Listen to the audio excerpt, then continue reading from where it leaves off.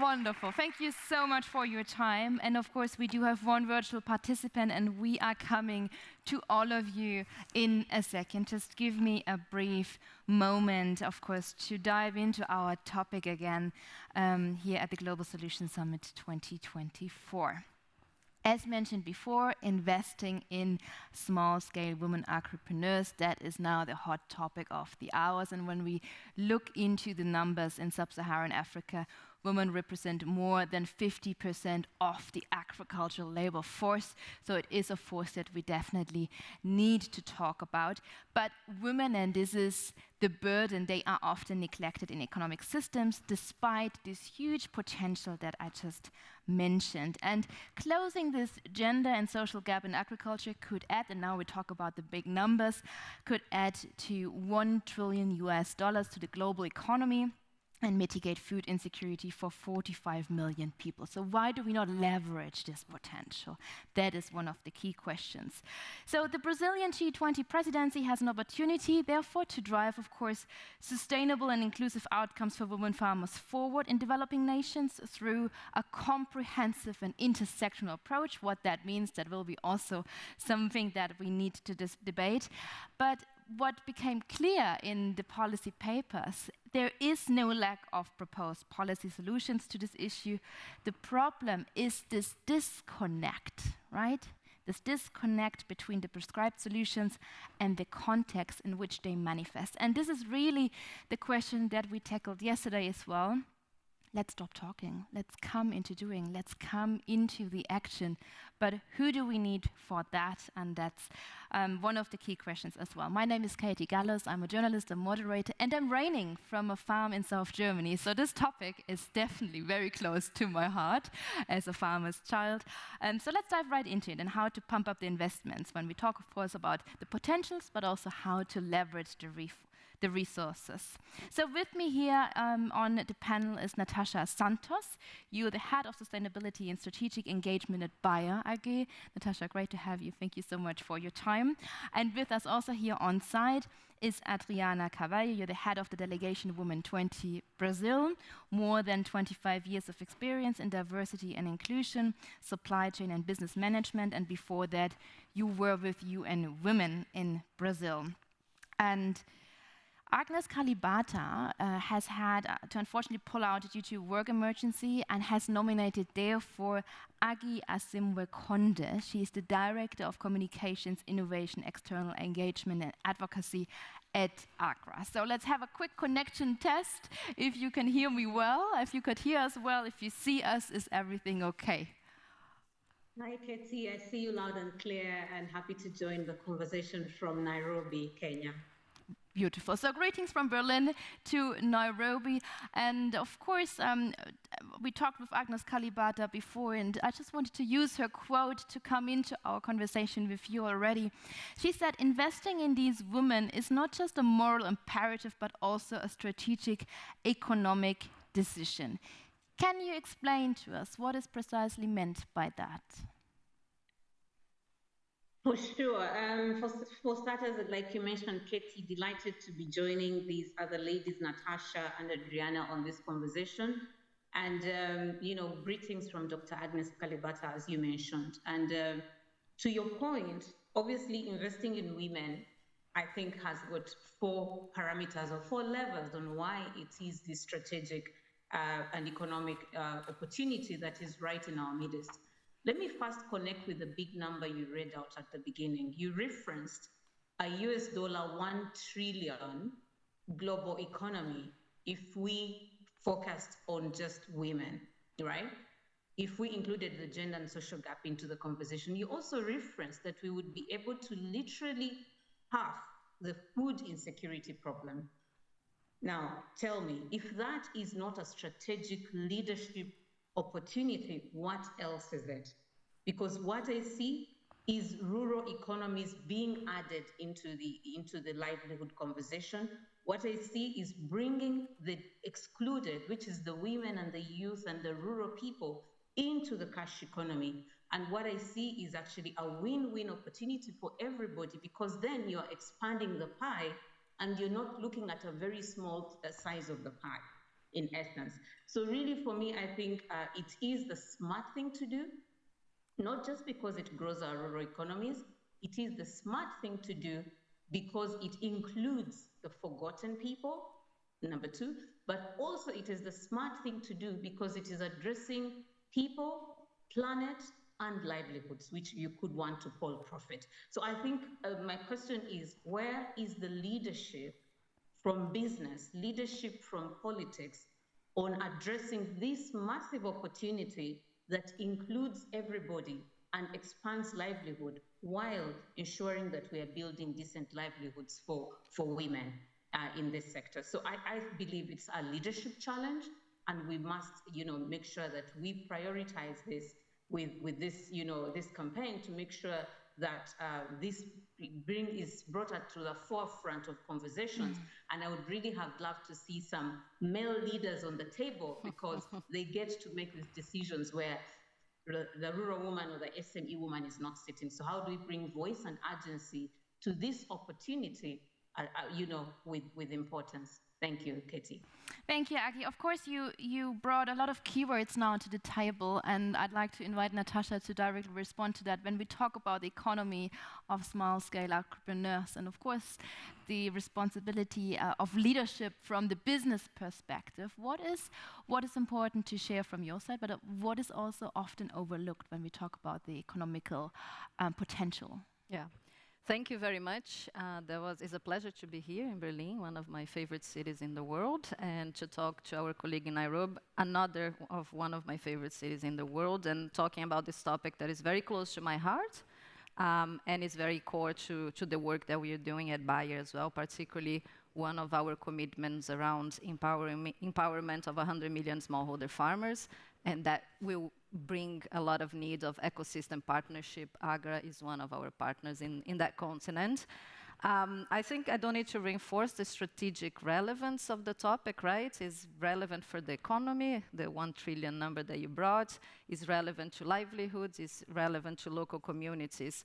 From an agriculture perspective, maybe 3 areas that I wanted to highlight to start our conversation that is applicable for smallholder farmers in general, men and women, right? We all talk a lot about this. I think there are 3 areas or 3 main pain points for them, particularly from a farmer's point of view. One is the knowledge transfer when we think about access to technology with agronomic value, so good agriculture practices.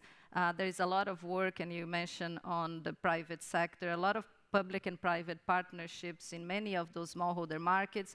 In Kenya, for example, we partner with Agra and the cereal growers on things like village-based advisors who are critical knowledge transfer champions for smallholder farmers.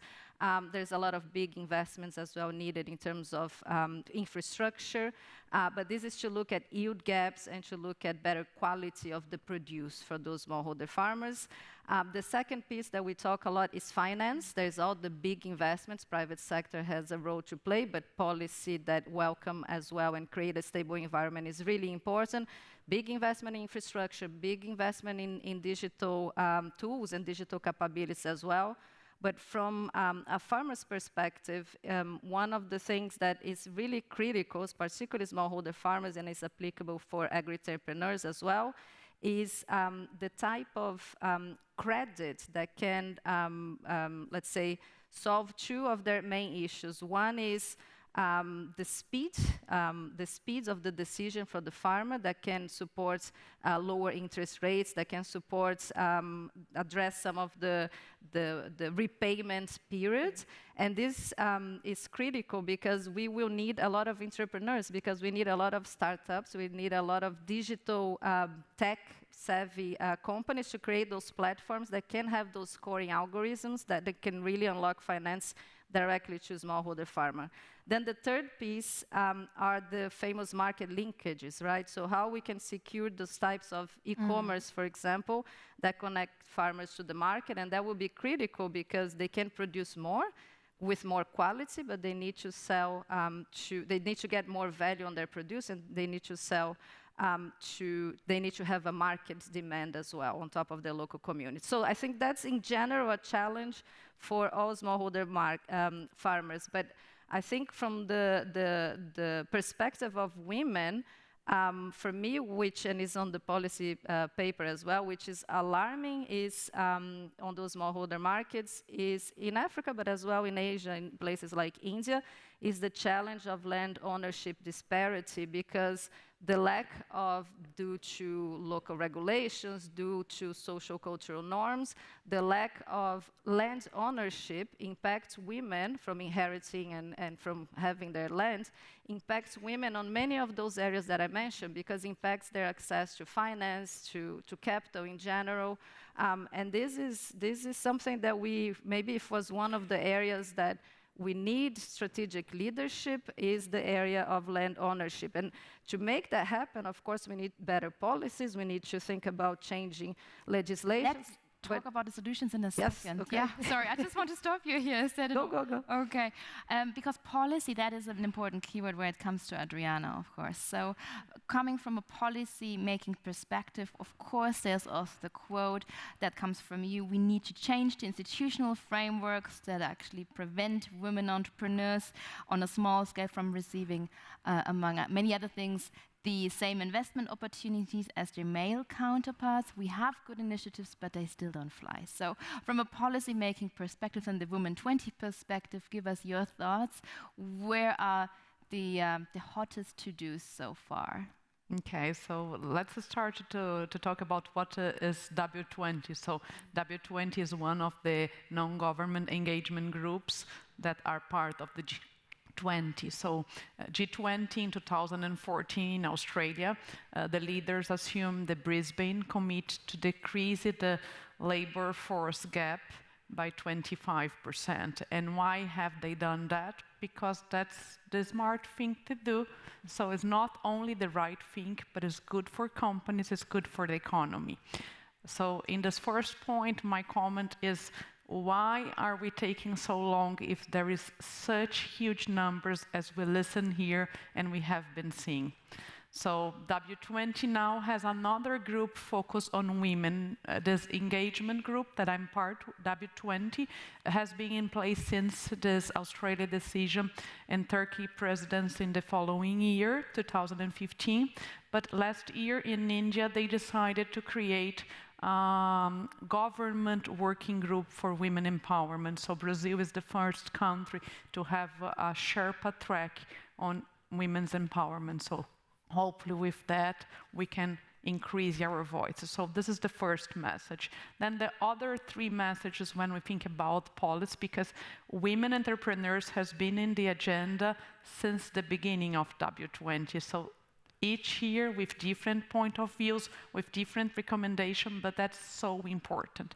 So the first point is, when we look for those solutions, we need to have intersectionality, because if you just talk about women, you are giving preference to the strongest women. So normal women from the city, women in more better income class and things like that. So it's quite important. In Brazil, for instance, almost 60% of the population declare themselves Afro-descendant. So if we don't have the race and ethnicity, we will leave black women behind. If we don't look urban and rural, we will leave rural women behind. So intersectionality is key for all policies we think about and recommendations. And I think that's an innovative thing of W20 Brazil, because we are really tackling this intersectionality, at least race and ethnicity, because it's never hard to get agreement among all the G20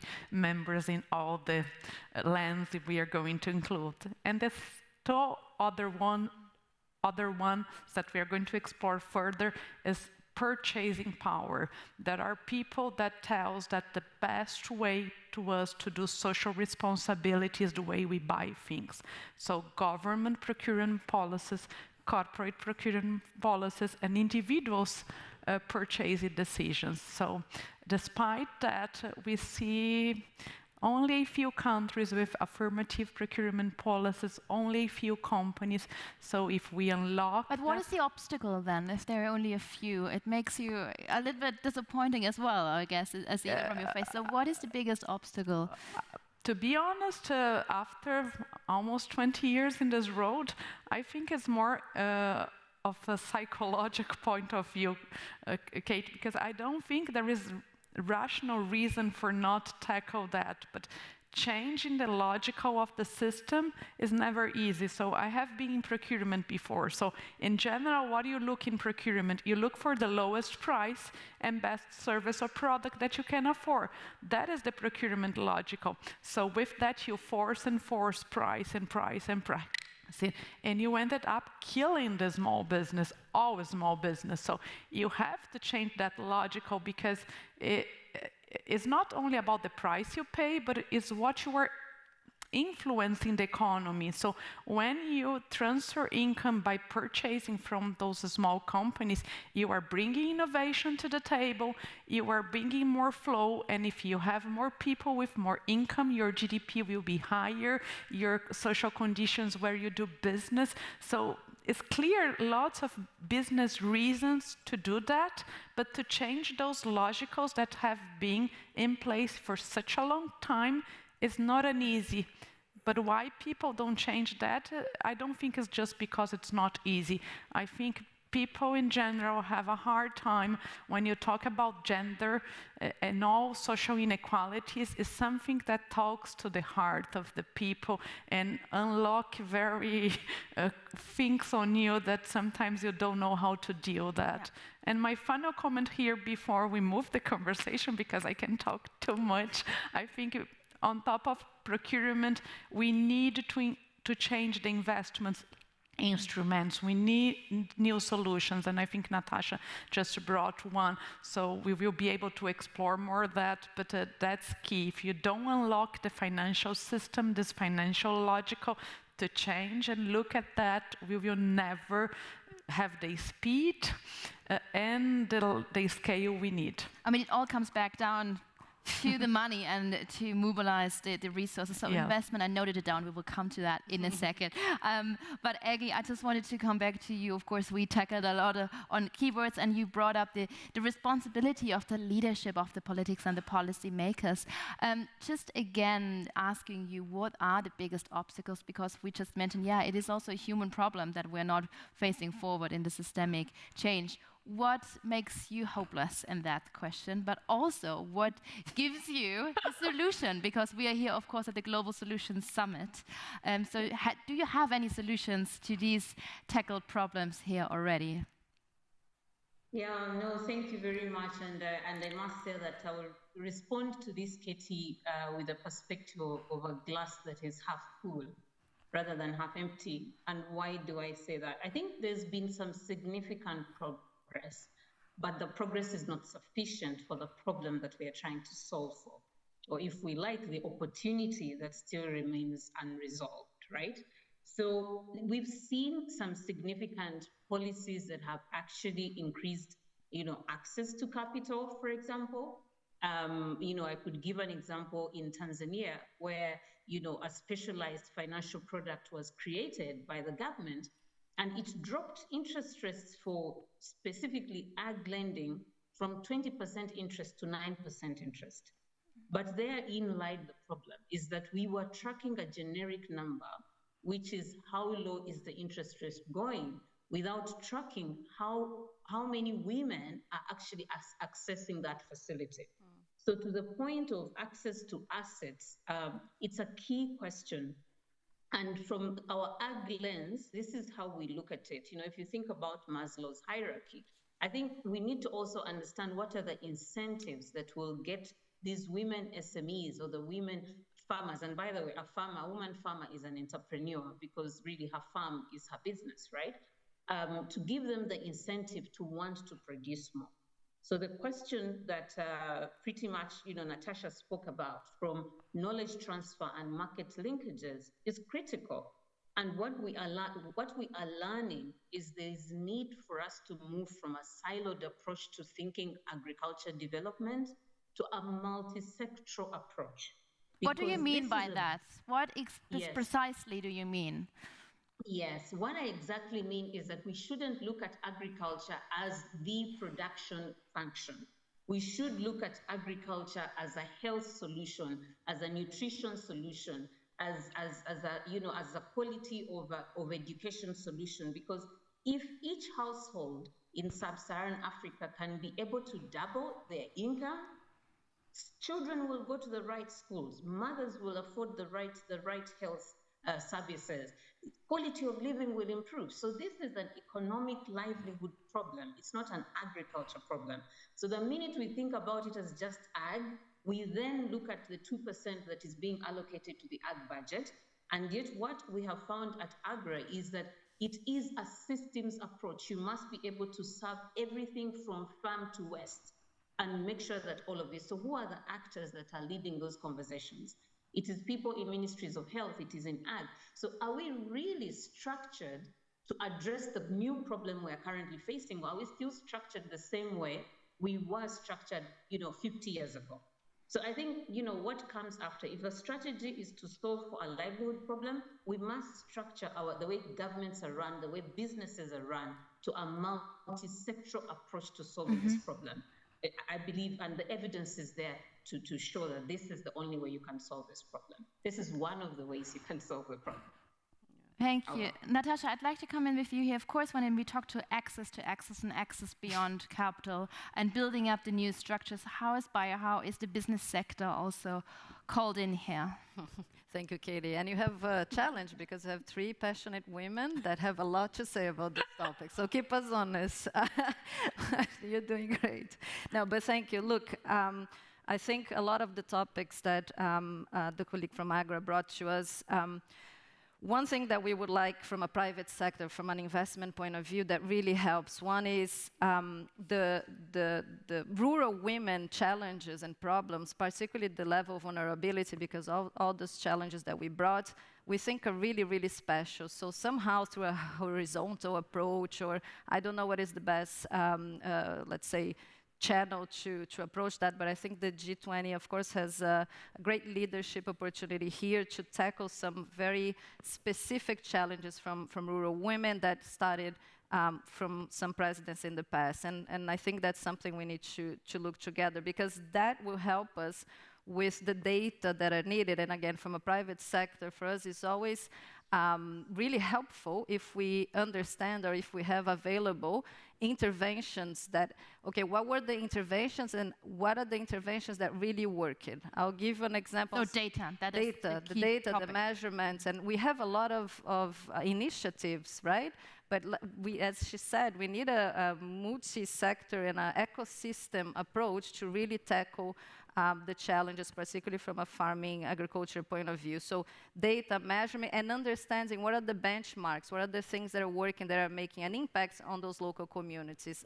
Agra, again, is a partner that we always look at to know the project. USAID as well is a partner that really helps us with information, with data. And that's an example that I wanted to bring, and back to my topic on land ownership. And it's not even a buyer example. I'll mention a buyer example maybe at the end, but there is a project that is funded by USAID called Responsible Land-Based Investment Project. This is in the sugar industry. This is an example of Mozambique, where through mapping, titling, registration in the sugar industry, there's 6,500 hectares. They managed to, well, in Mozambique, the land ownership is based on good faith and on registered kind of law. So they managed to grant land ownership to 1,642 beneficiaries. Of those, 1,100 almost were women, right? And this is through an intervention that was good for the private sector, in this case, the Ilhovo sugar industry, because it helps their financial and operational risk, right? So it's important for them to invest, but as well was really relevant to the local communities, because you got 1,100 women with land titles and agency and advocacy to influence the legislation. That's one example that worked for Mozambique. There's other example around the world as well. But those are the type of public-private partnership. And now what I bring in those examples, because one of the things that I asked was, okay, what happened with those women now, right? Did this work? What else do they need to be successful in the long term? And can we, for example, if I am in the sugar industry, I'm another private company that can maybe join and help to expand and bring additional benefits. So that's the ripple effect, I would say. Kate, can I jump in? Absolutely. What is triggering you? Was it the land ownership debate, or what keyword would you like to hop on? I would like the data thing and how we do things among the group. So let's take, for example, the government. So normally the Minister of Women, when there is a Ministry of Women, is the one with the lowest budget. And some of those topics should be a gender perspective within the agriculture ministry, for example. So how we make sure governments do this interaction among all the areas so they can have a women perspective when they take the decision. So that is one example. A practical thing here, just a solution. In 2017, the World Bank with 14 governments around the world launched an initiative called Women Finance Code. That is an initiative that the G20 in German recommended, and you have other G20 final declarations that reinforce the commitment to that. So they kind of invested what is behind this initiative is really three pillars. You have to find in the country, in the bank systems of the country, high-level leadership that embraces the thematic. You have to measure the financial system to have data so you really understand women entrepreneurs, and then you go to actions. So they have a number because the initiative has been in place since 2017. So they have originally $300 million to invest. By investing in those women-owned business, they generated 3 million, so 300 million, 3 trillion. So it's a lot of, it's a big return on investment. So why we need to implement that more and more. So that is. But don't you see a change with feminist development policies on the rise in different governments, where of course they support female farmers, for example, or female entrepreneurs more and more to look right into these silos. Don't you see a change in that? I do see a change, but I think more and more we need women and all kinds of women and more diversity in general in the leadership positions. So today still lots of those conversations take place and are decided by people that don't know the reality of those people. So those people need to be in the room. You cannot find good solutions or good policies if you don't hear the people that live the problem. Let's talk to Aggie. Aggie, I'd like to come in here with you. Are these people that we need to have in the room, are they in the room? You are in these decision rooms. You are, of course, in so many different rooms. Do you see a change? Do we have the right people at the table? Yeah, again, in the spirit of a glass half full, I think there is all intention to have the right voices on the table, but they aren't. And I'm not in that room, but I would have asked how many farmers, smallholder farmers, are in this room. Yeah. Well, I represent them, but I am not directly involved in the business of farming. And I think to speak to then the comment around data and evidence is, I think we have sufficient data and evidence. I think what we lack is speed to actually scale what has already been proven. And here is a very simple example that we proved can actually be able to change livelihoods of smallholder farmers and SMEs, especially in the middle of the value chain, what we call the last mile delivery, which is really agro dealers who are the ones that basically trade in the inputs and provide a bit of knowledge, but also the extension system that is entirely broken because, you know, the ratio of extension providers in sub-Saharan Africa to farmers is a boggling 1 to 70,000 farmers. So there is just no way we are passing on urgent information to smallholder farmers to empower them with the information that helps them make the choices. So if I, you know, was in that room and I was, you know, directly speaking to Natasha and all the multinationals, I would be asking, can we prioritize extension and empowerment of farmers so we give them the choice? Because we know extension is broken. You know, how much more data do we need to know? You know, we can give all agri countries, we can tell you the ratio, but the smallest ratio is about 1 to 35,000 smallholder farmers. So it is still a long cry to success. So I think that is one. But two, sharing examples of what has worked and is ready for scale is what we really call agribusiness consortia. And what is the problem we were trying to solve here is that, you know, the smallholder farmers is a very small unit. So from an economics perspective, it's not sufficient or large enough to service. So we are very clear that private sector will not go to the rural farms because the size of the business is super small. So what we then have been experimenting over the last 5 years is how many smallholder farmers can we aggregate together to make it a viable economic unit of service.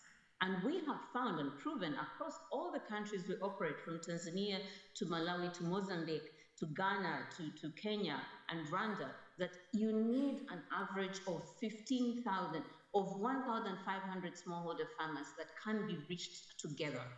And this is where the role of farmer associations becomes critical. So if we choose to then empower farmer associations and bring farmer voices to these meetings, because every smallholder farmer belongs to an association, and each association has got the governance and the leadership to actually speak for its 15,000 farmers, and then we build that capacity. I think this, for me, then makes it a critical market that then can allow private sector to layer its investment and be able to break even, you know, in a 3 to 5 year cycle, technically. Yeah. So I believe that models like this, and this is just one of many, are available to scale, but probably the conversations are again happening in silos and they're not being shared across. So my call really is to, you know, private sector is the answer to this solution, in all honesty.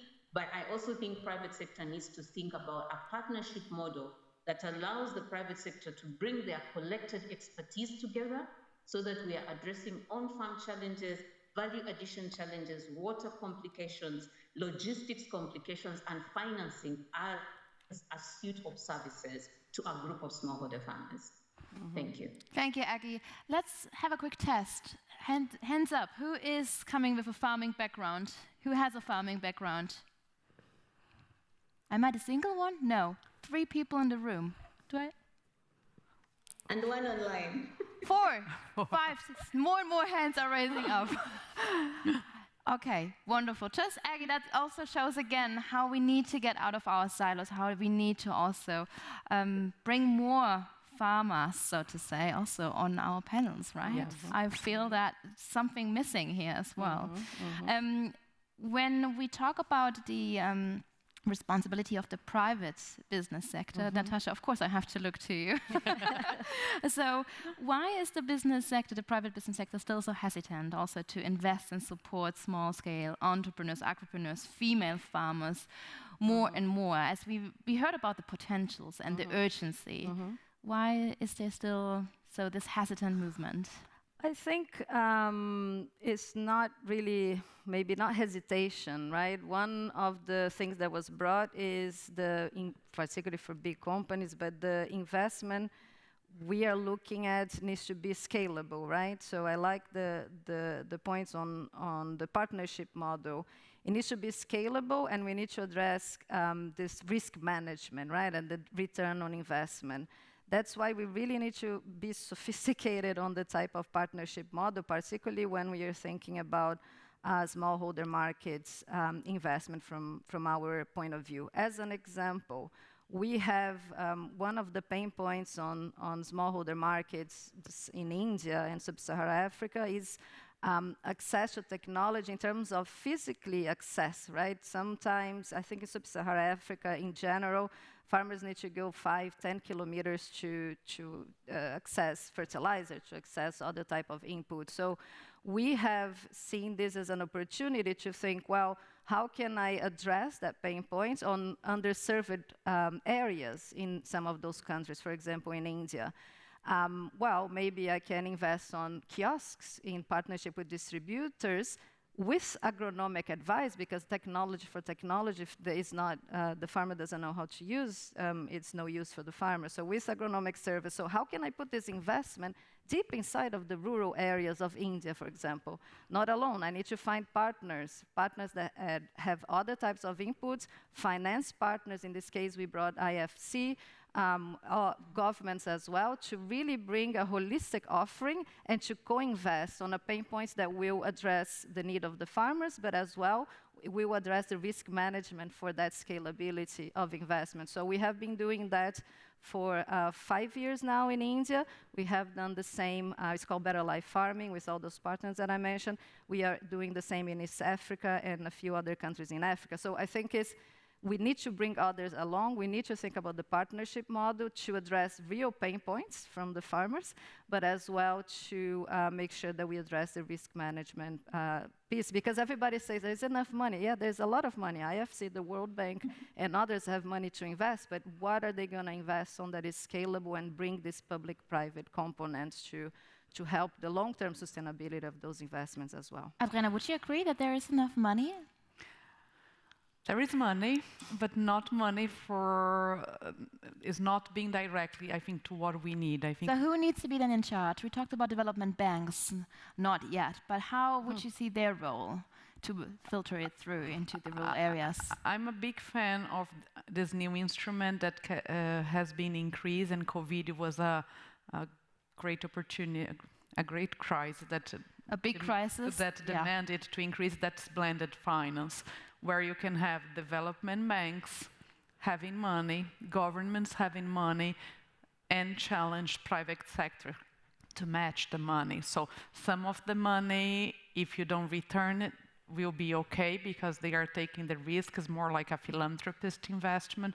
Some of the deals we are going to do is that if you grow, I will have a share of your business. So it's quite new, and I think by having that and really the development banks are more bold. Of course, IFC is a good example, but how much money goes from the World Bank to gender or to women farms? I'm quite sure it's a small portion of the total money. And I think we just heard so many things on how it's good for the whole economy and for the whole society. We needed to have more money. And I think if we do those partnerships among development banks, philanthropists, companies, and governments, it's easy to have more money and do a system that the money gets to the final people, because that's another challenge. Even if those good examples of World Bank, Inter-America Development Bank, normally the money goes to another big institution, and how you make sure the money really reach those associations and really the right people to benefit from Let's it. ask Aggie again. Aggie, I hope you can see us still. Yeah. Yes.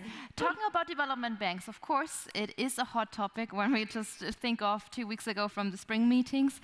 But talking about development banks and to set up the right incentives, do you think this is a journey that we should be more on than before? For sure. I think development banks have come a long way. But I think the biggest problem has always been obviously the financing, the structures in terms of where they get the money and at what rate they need to pay back. So again, like everything else that we've been talking about, I think we need to requalify what we call risk when it comes to agriculture.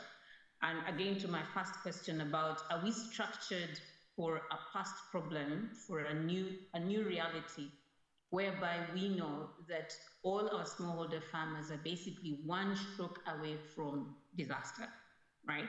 So if this is the reality we're dealing in, I don't know whether it is prudent to define risk of, ag is unbankable, it is high risk, it is this, it is, what is the cost of inaction? From a security perspective, from, young people's livelihoods just going to waste because they can't find meaningful employment, from women just not participating in the economy, and you literally have over 50% of a population of a country not participating in a cash economy. What is the cost of that? So I feel that I think we need to begin to ask ourselves some harder questions that speak to the opportunity we have, and ask ourselves then, what do the different actors in the ecosystem, what is their role?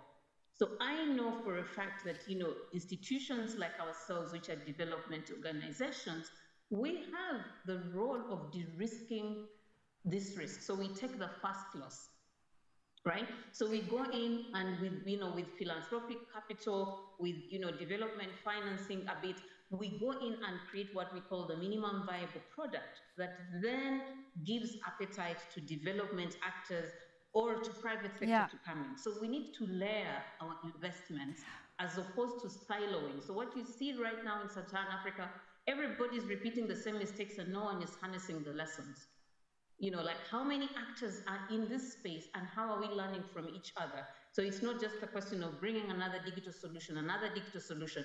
If one digital solution has been proven and tested, government then has a role to scale that. Okay. Whether through subsidies or through incentives and all of that. I will come back to really the siloed approach is our problem. And if Global Solution Summit can really shine a light on this opportunity, I think that is where the work needs to be done. Agi, because we have to wrap it up, so sorry, but last spotlight round. So you talked about breaking up the silos. So who would you like to talk to? And this question would also goes to you. Who should we invite next time to round up our table? So Agi, who would you like to speak to in our next debate when we see each other again? Quick name. Yeah, a name? No, I probably won't give it a name, but I will give it a persona. I think this problem is looking for a leader. Okay. And this leader can be you, Katie. What is the role of media in shining a light on this opportunity and making sure it's headline news everywhere? Absolutely. You've got the bandwidth, you've got the platforms, you've got access to experts. What is media doing sufficiently beyond politics? Because food is the biggest political conversation. So I will profile media. Back to me, wonderful. Okay, no pressure. Thank you. My home card. No worries. And two innovators.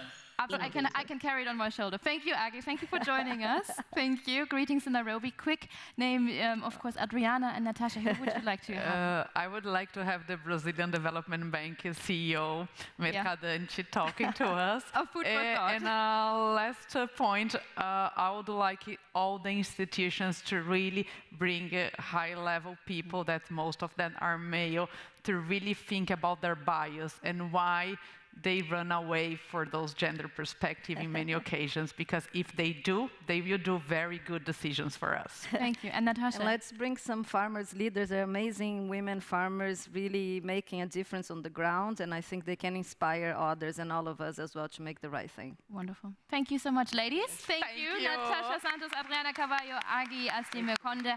And translation system, because if we want to bring more people like those women in farms, translation is key. Translation is key, language is key, speaking with each other. Thank you so much. It's us between you here and your lunch break, so I think we wrap it up. Thank you again. Thank you. Thank you. Bye, Aggie.